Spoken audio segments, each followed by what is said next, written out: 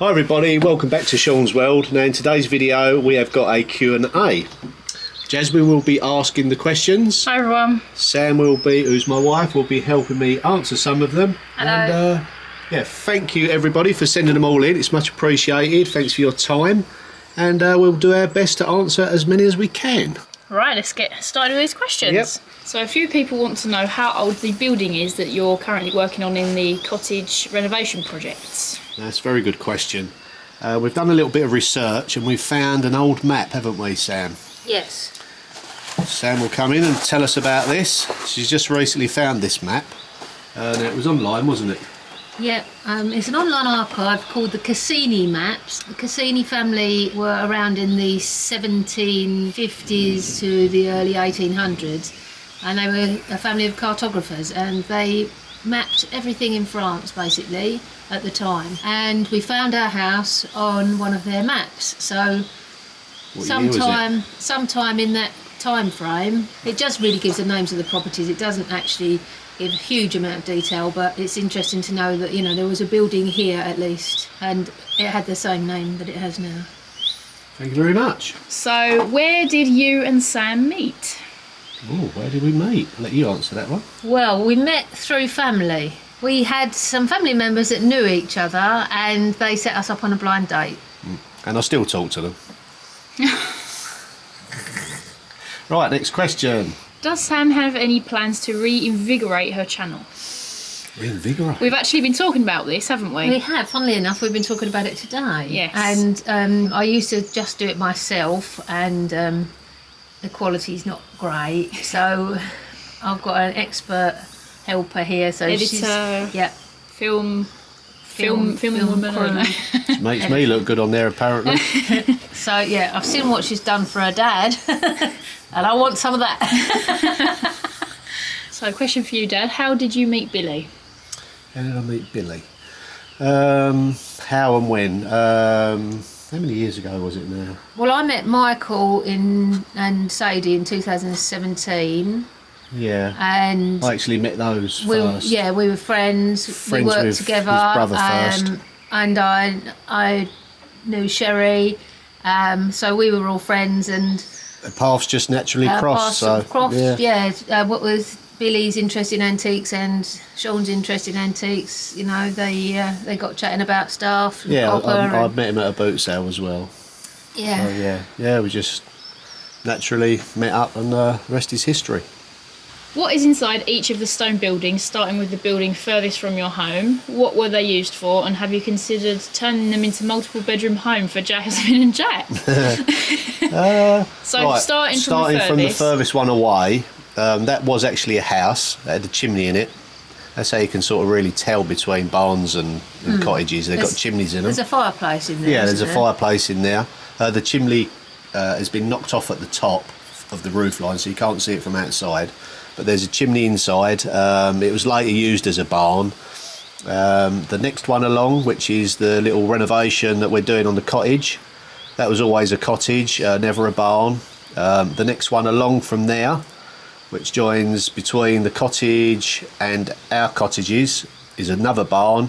That's always been a barn. Yeah, that's got the wooden hay racks inside, and it had wooden partitions so that sort of several different animals could be kept in there, maybe 3 or 4 cows, or you know, some sheep and some cows.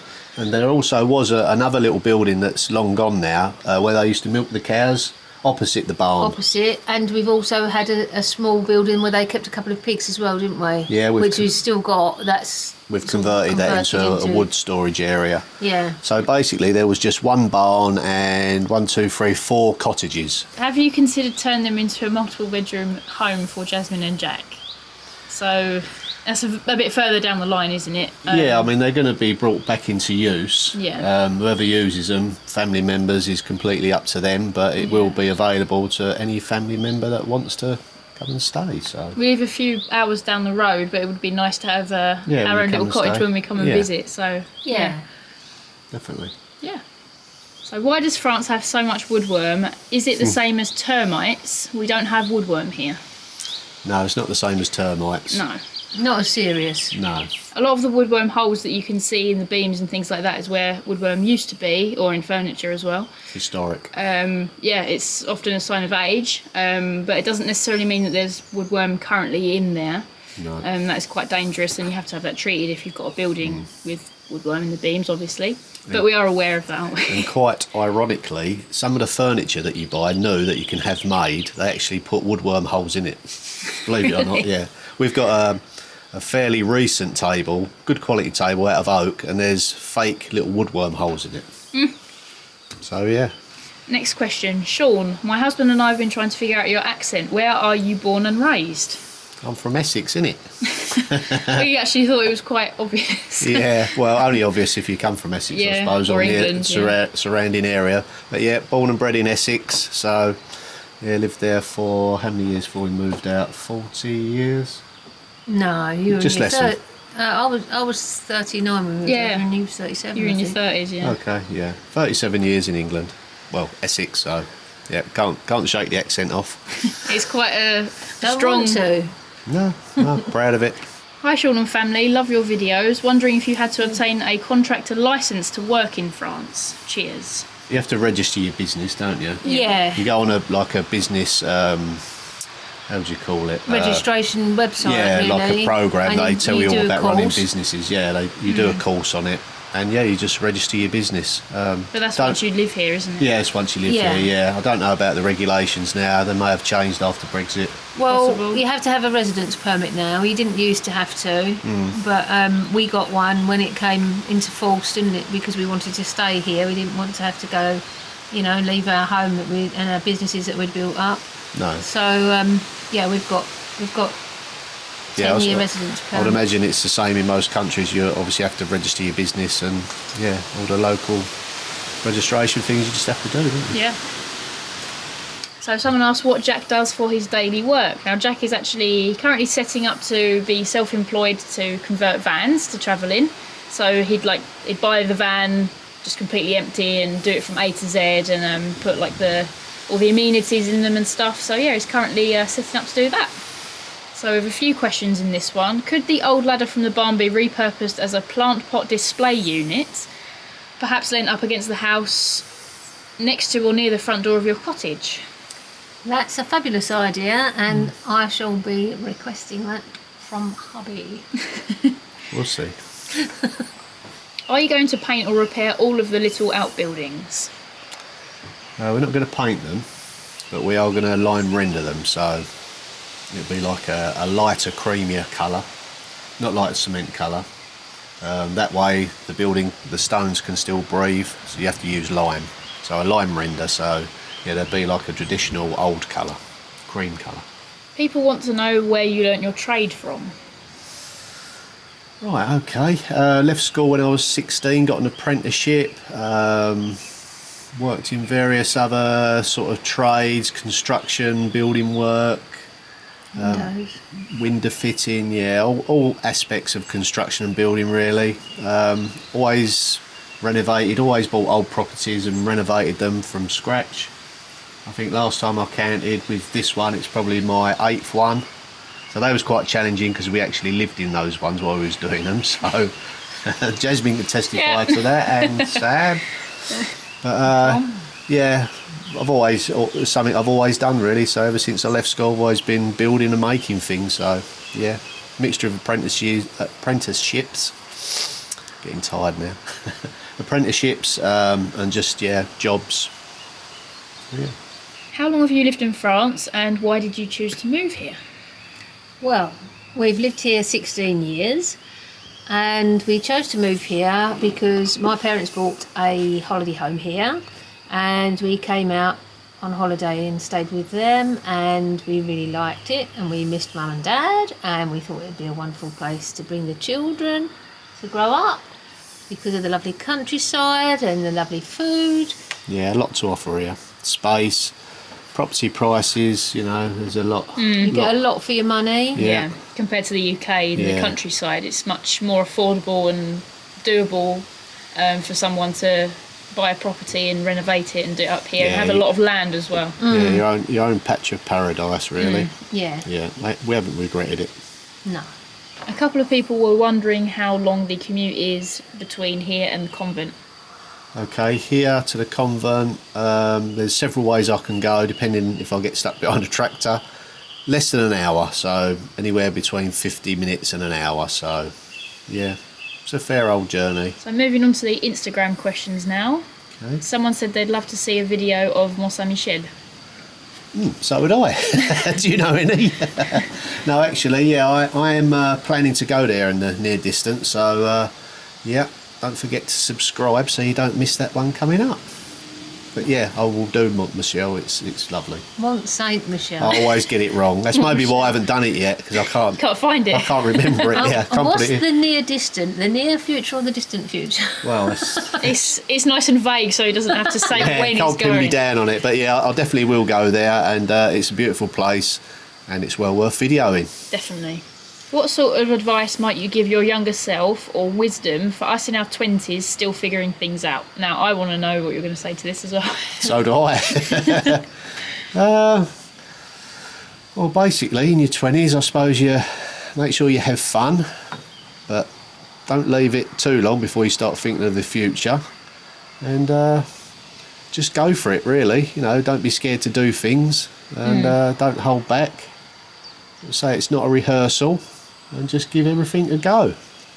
I'd say learn how to grow your own food, educate yourself about nutrition, and have fun, but also be healthy. And keep an open mind to lots of things till you work things out. There's no rush in most of it. Yeah. Some of us never suss it out all our life, so No, and don't take life too seriously. yeah. Do you come across much mid-century modern homewares and furniture at the markets? Not in the surrounding areas around here. When we go further afield, say towards Paris and other major cities like that, we do come across it, don't we? Yeah, I occasionally sell the odd piece. Sold a light and one or two other bits and pieces. But it's generally sort of country furniture around here. More, yeah. Yeah. You do tend to get the kind of design-led sort of mid-century stuff more in Paris and places Yeah. like that, really. And when we attend Le Mans Antique Fair, one of the largest ones in Europe, we do see it there. So when we venture further afield, yeah, we do come across it, but we don't buy it for ourselves. So was it commonplace to use straw as insulation in outbuildings? Although I've seen straw used as insulation, in our particular barn, it was actually for the animals that were stored below. So it's actually a hay barn, like a hay loft above them. So yeah, it was for the animals, wasn't it? Yeah, we've got a couple of pitchforks up there that were sort of still remaining from when they kept the hay up there. Yeah. So it was just dry storage for the animals, winter feed and bedding. Yeah, we have actually got an ancient old, the original hay cart to this property. It's in pieces in one of our open barns, but Yeah. that might be a future restoration project when I've got nothing on. It looks to be complete, doesn't it? Yeah, all the parts are there, and it's probably about 150 years old, so yeah, an interesting piece. They did actually use straw in that toshi cladding, didn't they? Maybe that's what the person meant. With the clay, they mix it up with clay and other animal stuff. Cow manure and straw and sometimes horsehair. Yeah. And we sometimes, I think. It's mixed. It was mixed together in a big sort of trough. Trodden in. Then trodden in with their feet and everything, and then they used that on the wall instead of plaster. Well, before plaster was invented. So yeah, in a way, it has been used as insulation. So is it difficult for English people to move into the community? This person remembers travelling around in France in 2001 and found some areas that were quite unfriendly because they assumed that they were English. Once they discovered they were Australians, they were more accepting. That's very interesting. Yeah. Has it been difficult becoming a part of the community? No, not really, is it? No. No different to being in England. I wouldn't say so, no. I think we've been welcomed, really. Yeah. Although I do know of several places on the coast where the Australian Army liberated the towns in the Yeah, Second I World think War. it can vary greatly to what region you go. So as to- obviously people would be, more welcoming to have very Australians. Maybe. nice feelings towards Yeah. them, and the same for Americans as well. And obviously, Brits liberated other towns, and I imagine it's Yeah. the same, for those as well. So. No, I don't. I've never come across much hostilities or anything like No, that. I mean it's pretty Yeah. much like it is everywhere. I think you get good and nice people and not very nice people everywhere you go, don't you? Yeah. I think it depends on age as well, though, because my personal experience, it was quite difficult integrating school at first until you're bilingual, and then things become much easier. But even, if you do speak French and you have an accent, it's a little bit more difficult to make friends, Yeah. and people do see you differently. I've definitely noticed a difference for me when I did have an English accent, how people would kind of regard me, and then being fluent with absolutely no accent, I have realised some sort of difference there. Yeah. But I think it really depends on the person, their age, Circumstances, yeah. Don't where let you are Don't in let it France. put you off moving to France. I'm sure. No. I'm sure that some people in the country, though, think we're mad. They can't understand why we would want to, leave where we come from and come and live in the middle of rural France. So We I think suppose we'd be mad to stay. It's a bit of an odd, they think it's a bit odd, I suppose, in some places. But once you get to know people and you chat to them, and Yeah, people are people they're wherever you go. usually fine. Yeah. Yeah, very nice. I think it's gotten better since we've got here as well. I think that France seems to be a little bit more open to the rest of the world because there's been so much immigration yeah. now. At this point, it's just become something that they have to deal with it even if they don't want to. So yeah, it's I think it's gotten much better from what I can tell as well. So Good question, by the way. Keeps us on our toes. Thank you, everybody, for taking the time to send us in the questions. It's much appreciated. Yeah, hopefully that's clarified things for everybody that were wondering, how we got here. And Yeah. You can always leave us comments in the description below the videos, can't they? yeah. We'll do our best to work through them. We can't obviously answer all of them, but we'll try our best. So I'd like to say a massive thank you to everyone who views our channel, who supports us through Buy Me a Coffee and Patreon. We have actually started adding exclusive Patreon updates for our Patreon members above a certain tier. So if you do want to have a little bit more behind the scenes content, then feel free to go and check that out. So you'll find all of the links to all of those things that I just mentioned in the description box. So there's the Sean's World website where you can find exclusive blogs written by my brother and Sean himself, photos, things like that, different articles about life in France. We've also got the Buy Me a Coffee pages, we've got mine and we've got Dad's. We've got the Patreon that I just mentioned, and both of your Etsy shops. Yeah, we've got Etsy shops on there as well, and shortly I think I might be opening another shop on my online website. On your website, right? Yeah, on my website, yeah, so yeah, that'll be announced in the near coming future. And for those of you that are on Instagram, there'll also be the link to Sean's Instagram in the description too. Okay, is there anything else we can think I of? don't think so. Oh, I think that about wraps it up for today, guys. It's about time we went and got some dinner, I think. I'm getting hungry. Yeah, okay, thanks everyone. Like we say, couldn't do it without your support, and we'll see you all in the next video. Thanks for Bye. joining us, bye.